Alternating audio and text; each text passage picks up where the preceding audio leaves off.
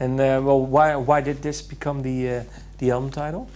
He actually liked it. He was like, I was like, well, what do you think of the name for the song? We'll call it Apocalyptic Love. He's like, cool. He goes, and then he had all these ideas as far as like what it would look like visually, and when he texted me one night, he texted, yeah, you know, we'll have like this angel and this like, you know, these two girls, and he explained, you know, the wings and all that, and I was like, at first I was laughing. I was like, really? I was like, that's just so just crazy.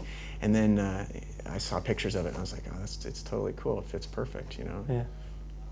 And well, there's another song, One Last Thrill. Yeah.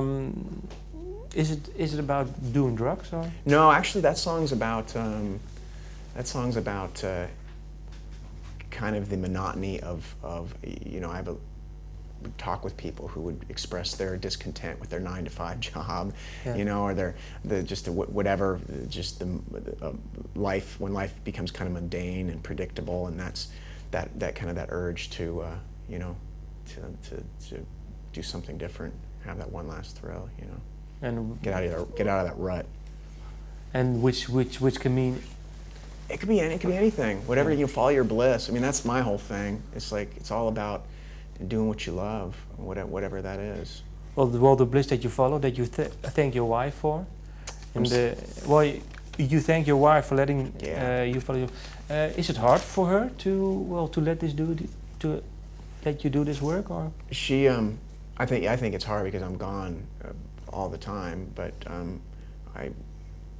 we try to make sure we have what's called the 2-week rule, so she'll come out a lot and everything. But I mean, I'm asking a lot of her to follow my bliss, and that's why I'm so fortunate to have somebody who allows me to do that. You know, I couldn't. In fact, if she wasn't as cool as she is about all this, there's no way I could do it. I mean, because she's the foundation. She's my rock. You know, I'm just gushing about my wife. Everyone's gonna be like. No, but this is if she won't let you do this, then you won't do this. If it got to be too hard, if it was too much, you know, for her, yeah. I mean, my marriage is paramount to me. Yeah, absolutely. So I don't foresee that, but if one day it was just like too much, then I respect that, you know. Okay. Any certain song lyric-wise that you say, well, that's what I'm, really happy with, the way it turned out, because I've listened to all the lyrics and I wrote something down, so maybe we can pick one line. Yeah. Yeah. Is there one song you say, well, that's for me it turned out really good lyrically? I was real happy with how Not For Me turned out lyrically. I mean, I think that it touches on what we talked about earlier, that period in my life that I kind of went through things, and there was an epiphany. I remember waking up one morning and the realization that this just isn't for me anymore, this lifestyle, and so that song deals with that, and I felt like it was a real honest and you know, it was kind of laying it out there, but I felt like it was appropriate.